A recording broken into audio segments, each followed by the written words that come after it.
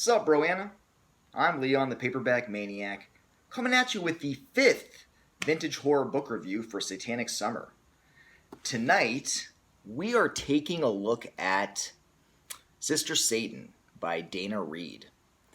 This book was published by Leisure in 1984. I will begin by reading the back cover synopsis, as usual.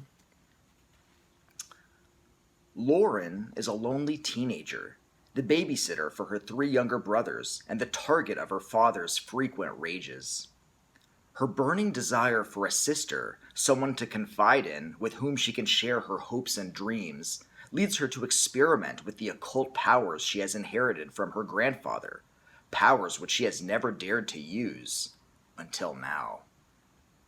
But the supernatural forces she calls upon rage out of control, creating not the loving, sympathetic sister she craves, but Rachel, a demon from the depths of hell, a demon who is outwardly indistinguishable from Lauren, but who is the personification of evil. Rachel leaves a hideous trail of death and destruction in her wake, and not even Lauren, who has summoned this monstrous double, seems capable of diverting her deadly course. So that synopsis does a pretty good job of outlaying the premise of this novel.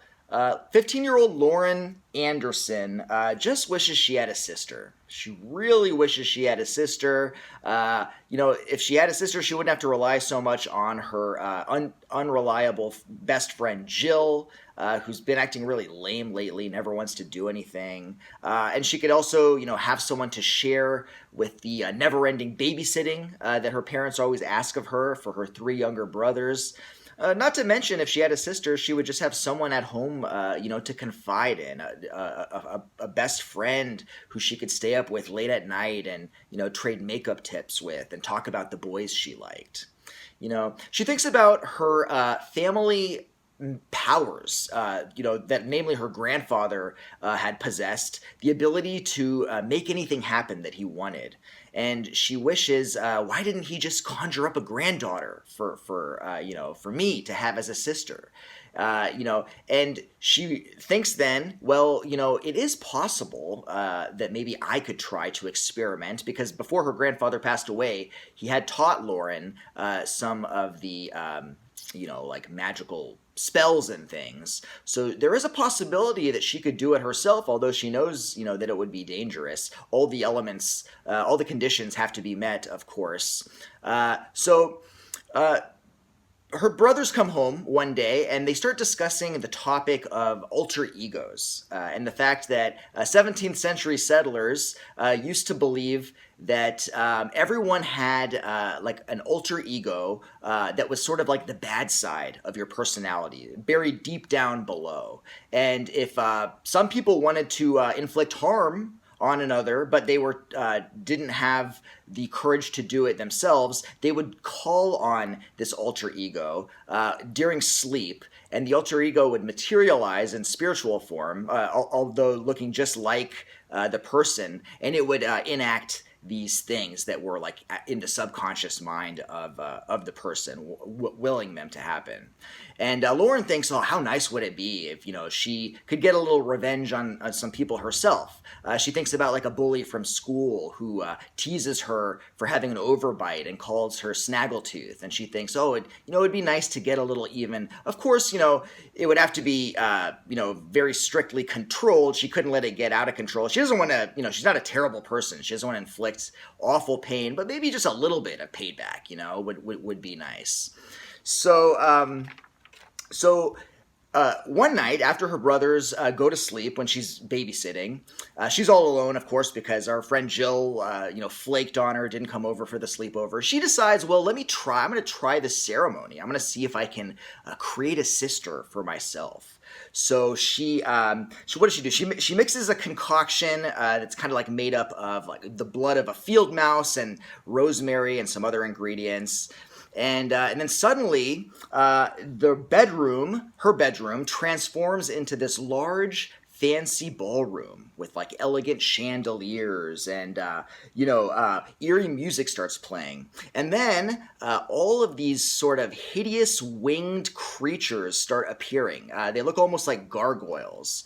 And then the largest of these gargoyle creatures approaches her, introduces himself as Mephisto, and then asks her to dance with him. And then Rachel is, of course, Lauren, I should say. Lauren is very scared at this point, but she accepts, and they start dancing. And Lauren starts to become a little captivated by this creature, even though his face is rotting, and she's surrounded by just decomposing, like disgusting things. It smells like horse feces and urine and ammonia in there. But she's sort of like almost finds it romantic, and she's dancing with this Mephisto, and then she kind of comes up close and brushes his lips, by the way, are made up of like wriggling white worms, and she kisses him. And then at that moment some things get a little crazy. She becomes overwhelmed with this like pain, this racking pain in her stomach. It almost feels like her insides are being ripped apart, and then this darkness sort of overcomes her. And when she comes to, which seems like a long time later, she wakes up and she's on the floor of her bedroom. She looks on her bed and she sees an exact double of her, a mirror image basically, sitting cross-legged on the bed, staring back at her.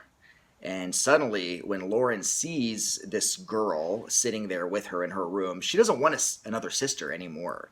And she starts kind of freaking out. And then this girl, the double, she kind of leers at her from the bed and says, "I'm you, Lauren. Don't be afraid. When you were writhing in pain, that was me being born." And so now Lauren, for better or worse, does have a sister. Her dream came true. And this all leads basically to a horrendous mental breakdown. And then we flash forward an entire year later, a year in which Lauren did not go to school. It was heavily medicated with like morphine and things like that. And then and she has been hiding this doppelganger, this sister, whom she named Rachel after her favorite childhood doll. She's been hiding her in her bedroom the entire year. This girl would be like run into the walk-in closet if Lauren's mom came, which is ridiculous. Lauren's mom or neither of her parents know the entire time that this girl is like staying in the bedroom, even though the mother is supposedly a psychic with these special powers of like precognition and these extrasensory powers. Never notices that she's been hiding this girl in her bedroom the entire time.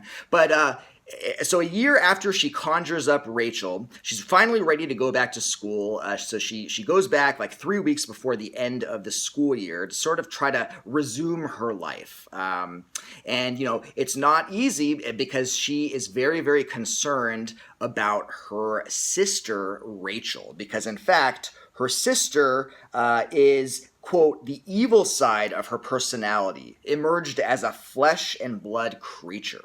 And so, and she wants to hurt people in Lauren's life if Lauren sort of feels negatively about them. So Lauren is really trying to keep her mind like a blank slate so that she doesn't give her evil sister Rachel the opportunity to attack. And it's not easy. Her English teacher kind of gets to her a little bit, and the school nurse and the librarian, she kind of has a tough time, and she even gets like sent home early that first day because she kind of lashes out at the librarian.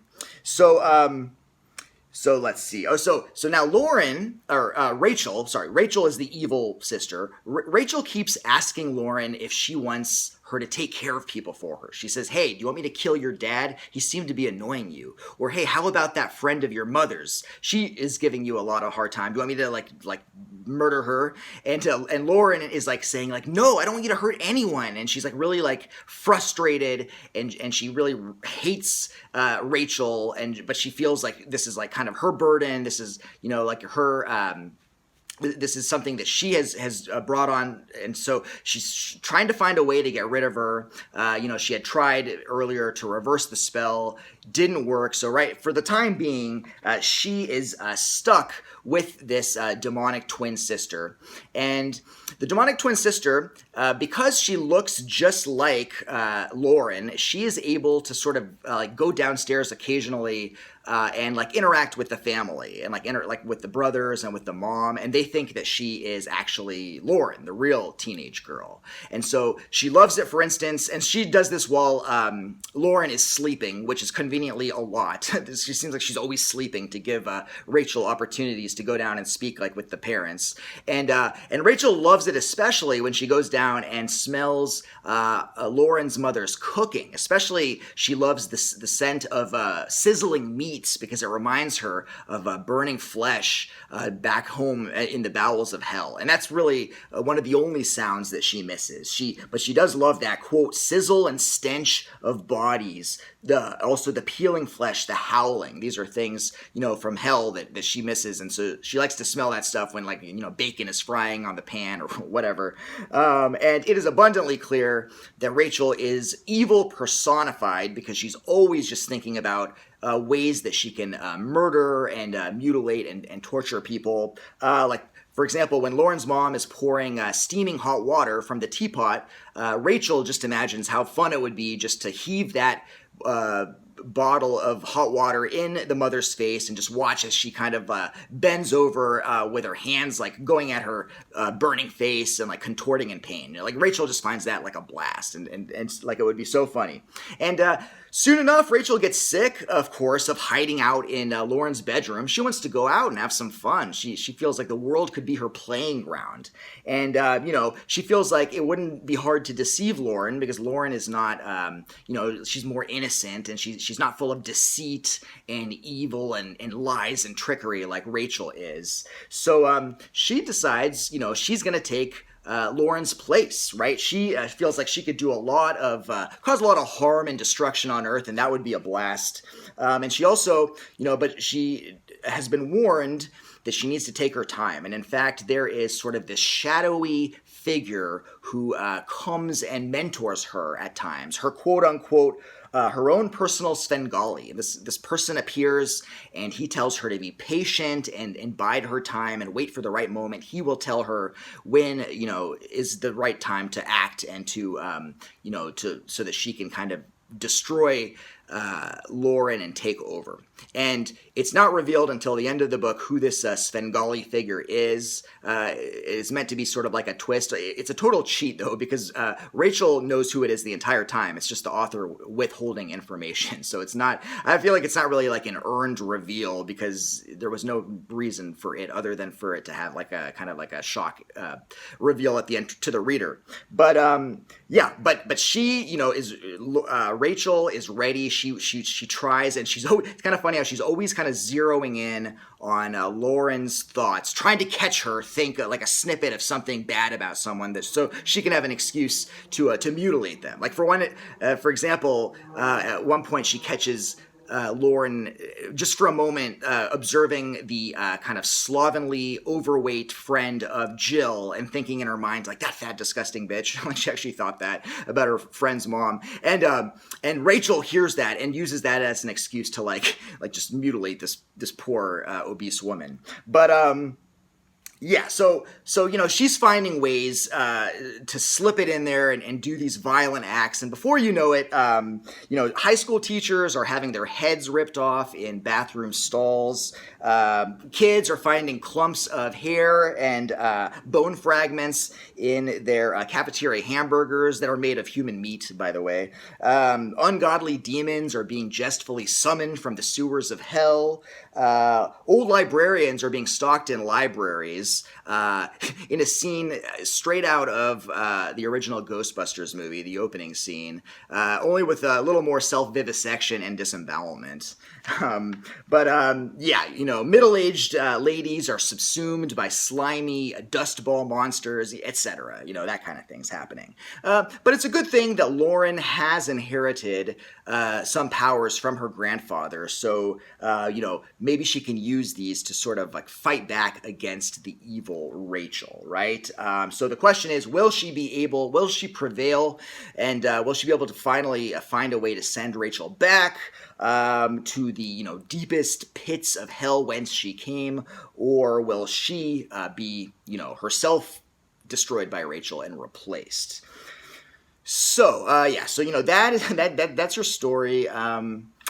I've got to say that this book, Sister Satan, it probably has got to be one of the dumbest and most asinine books I've read and reviewed on this channel yet. I'm talking like top 5 dumb. Like, it's up there with William W. Johnstone's Sandman and Vincent Courtney's Vampire Beat. Just really, really stupid. And it does actually, as when I was reading it, it reminded me quite a bit of William W. Johnstone in particular. So if you're a fan of Johnstone's, you may like this. But I thought they were similar, just like in its puerile lunacy, and it's just kind of ridiculous, meandering plot, lack of narrative cohesion, the basic prose, all of those things. It's kind of the epitome of the sort of horror novel that was just being cranked out in the 80s that eventually just glutted the market and led to the collapse of the whole, quote unquote horror boom. However, that's not to say that I was not entertained by it. I was entertained somewhat and sometimes. But as you can see, this is not a short novel. It just about almost exactly 400 pages, definitely longer than it needs to be. There is no reason this book should be anywhere over 250, 300 pages max. This was an unfortunate trend that Leisure, I think in particular, was guilty of in the 80s. Just kind of having these overstuffed books. I think the last Leisure book I reviewed was also unduly long, Abomination by Michael C. Norton.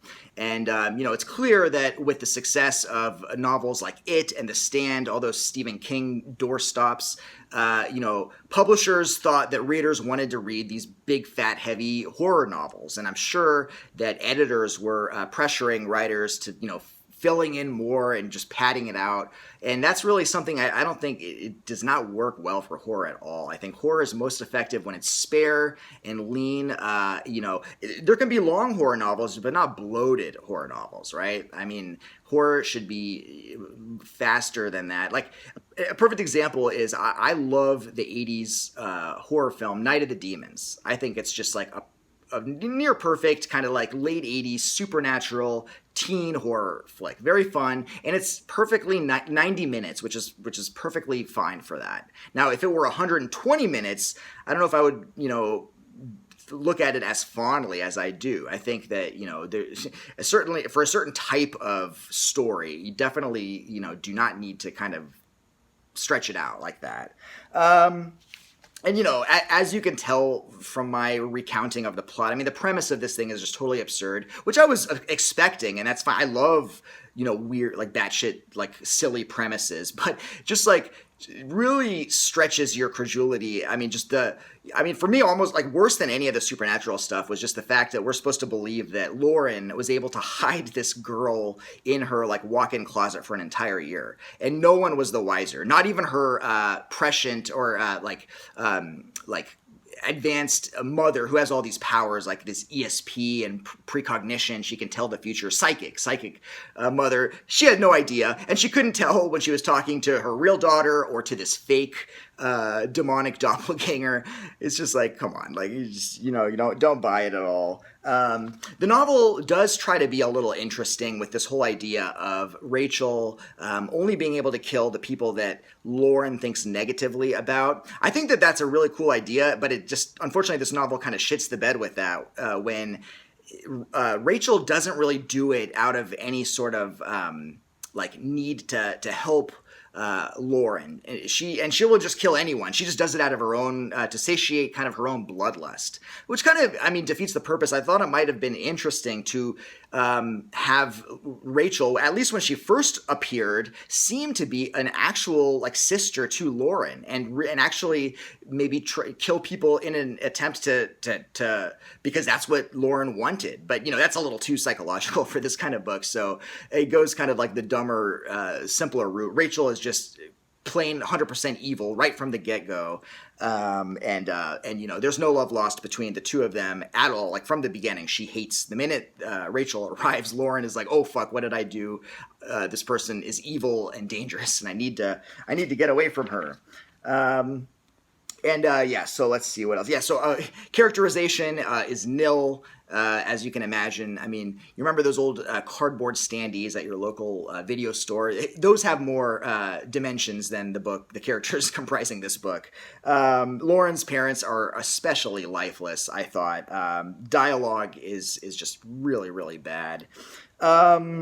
Yeah, although, as ridiculous as this demon spawn sister Rachel is, she does have this kind of like, there's almost like this wickedly fun sense of humor to her. Like, at one point, the school nurse is talking to her, thinking that she's Lauren, the real girl, and she's telling her, like, hey, you know what, you really need to be careful with this witchcraft stuff. And the nurse tells her a horrifying experience she had as a college student when she was unwittingly a part of this satanic sorority, and they had conjured up some fearsome demon from hell, which went on to kill her boyfriend of the time by making him carve out his heart with a butcher knife. And when the nurse is telling Lauren this, who's really Rachel, the evil twin, Rachel is thinking she knows that demon that the nurse is talking about, and she actually quite admires him for his, just like gruesome nature. And she thinks it would be funny if she called forth the demon from hell, and so they could have a little reunion. So she does that. She summons this demon, this awful experience of this poor school nurse, which comes to the school nurse. And in even sicker dark humor, the demon appears as her dead boyfriend, like with his heart ripped out. So that, it's kind of funny, just very basic but entertaining. But, the book is pretty painfully predictable. I mean, you're going to be 2 steps ahead of the author the entire time. No real surprises here. It does try to have a little bit of a twist at the end with the reveal of this, shadowy figure that's mentoring Rachel, but it's not... It's not really that effective. The plot kind of feels desultory and random a lot of the times. Like, events seem to happen haphazardly. It kind of feels like Dana Reed was just flying by the seat of her pants most of the time as she wrote this. And, the ending, like the way that Rachel tries to send the demonic sister, when Lauren tries to send the demonic sister Rachel back to hell, the way it's done is just so cheap, and it's kind of a cheat as well, because it was the exact same thing had been done earlier in the book and didn't work, and then suddenly it works later in the book. But yeah, it's pretty senseless. The writing is fairly pedestrian here. It's, mostly mediocre, sometimes actively bad. I've got a quick quote for you here. It says, "She felt her body bathed in the warmth of his smile, his eyes caressing her flesh." Or here's another one, quote, "He wanted to die, for only in death could he fully escape the clutches of this indestructible bitch." And by the way, bitch is by far the most common epithet hurled at this demonic sister, Rachel. That's like the only thing that people can think of. There's like, you're like, Rachel, you bitch! I can't believe you did that. It's just like kind of funny. And reading certain scenes of this book was sort of akin to, do you ever like watch like a really bad movie or like cheap television? Maybe you're under the influence of something, maybe not, but you can almost like tell the acting, like you can sense that it's all fake. Like that's kind of how it felt at times reading this book. Like you could just feel how fake it was and how like just manufactured. But I feel like I'm being like pretty hard on this book. Like, as I said, it does hold its fair share of 1980s charm, and I actually made a list here of some aspects of this book that did bring a smile to my face. First of all, incessant product placement for Coca-Cola. It's like ridiculous how often characters drink Coke, and only Coke. It's like they're drinking it nonstop. It's like fucking Mac and Me. What else do we got? We get some good old-fashioned teen smoking in this book. Something you don't see too often. Not vaping, right? 80s high school libraries with school marmish librarians. That's always a kick for me. Chubby best friends. It's Classic trope. Bratty younger brothers, popular football jocks who call the teacher Teach. Like, hey, yo, Teach. Satanic covens, psychic investigators, sage 80s parental advice to just, quote, take a pill and lie down, unquote. The good old 80s horror trope of parental abuse, like physical abuse. What else? Outmoded 80s fat shaming. That's a classic. Teen girls giggling about the fact that they may have eaten a human head. Normal looking suburban houses that hold secret coven members inside, coven meetings inside, and are adorned with freakishly erect gargoyle statues. It's always great. And then there's a bunch of cool culty stuff. We got like black candles made from the fat of newborn babies. We get robes and hoods. We get a like a suburban California mansion that's really doubling as the headquarters of this cult. For satanic councils and stuff. So there are things to enjoy. Overall, would I recommend you go out and seek this book out and read it? No, I think that those charms do not outweigh the many negatives. I think if you saw this in a shop and it was like $2 or $3, I would actually say to pick it up because it is vintage leisure from that early to mid '80s period. Got an amazing classic cover that they themselves ripped off later. So it's definitely worth owning, but I would not go and rush online to pay. Like an undue amount for this book. It's not worth more than like $5, believe me. But for what it is, it's okay. There are some missed opportunities. I would have liked to see more with the character of Rachel. At one point, Rachel toys with this idea, thinking that her victims need, the victims' deaths need to be connected to their deepest fears, and so she tries to engineer some deaths like connected to people's own fears, like a la something from the later Nightmare on Elm Street sequels, like The Dream Master and stuff. But it doesn't really go anywhere. It's just it's like a missed opportunity. So as I said before, like William W. Johnstone, on paper sounds like a kind of a cool premise, but not executed well at all. I do have a number of other Dana Reed books, and they'll be there on my shelf, waiting. At some point I'll try her again, but I'm not like I said when I read the Johnstone one. I'm not in any huge hurry to get back to her after this. I kind of have had my fill now for a while. But that's Sister Satan by Dana Reed. Hope you enjoyed the review. If you've read that book, if you have thoughts, I'd love to hear them below. Comment, whether you agree or disagree with me, and thanks for watching, as always. Check back soon for more book reviews. There will be at least a couple more Satanic Summer book reviews in August. And next week, I have been kind of toying with the idea of making a different kind of collection video. Not a book video, not a movie video, but something horror related. So check back for that. That should be kind of cool. And until next time, take it easy. Peace.